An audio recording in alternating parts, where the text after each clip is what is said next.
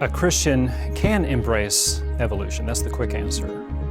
But it needs some nuance, and it depends on what you mean by that. So we need some context here. And I think it's helpful to look at the 5 major explanations for how life came about on this planet, and to answer that question with respect to each one.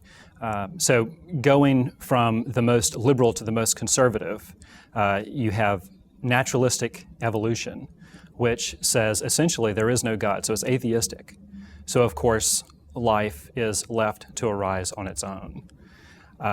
And you can't be a Christian and embrace that view because you're not even acknowledging the existence of God. That's kind of obvious.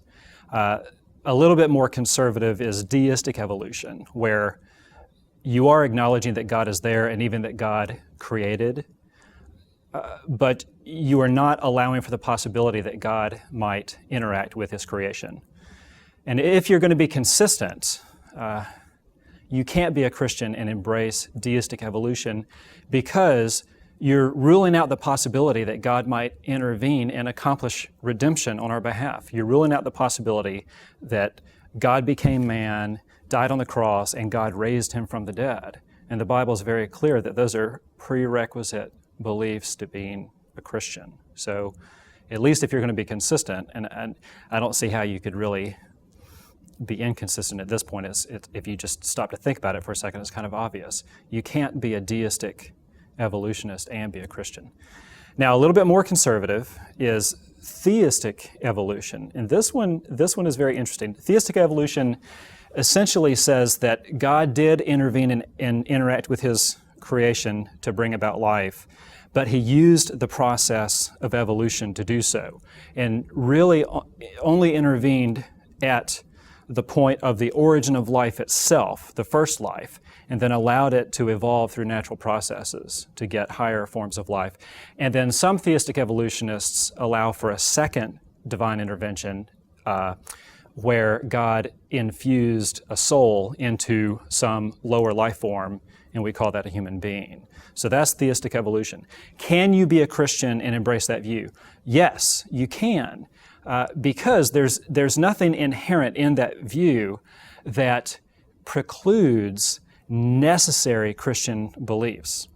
However, I think that view is mistaken, and I think it's a pretty big mistake. I think it's a very meaningful mistake. So it depends on what question you're asking. Yes, you can be a Christian, but I think that's a big mistake. We need to say that in humility because we're all mistaken on different points. But I do think that there are good biblical and scientific reasons to think that theistic evolution is not the case.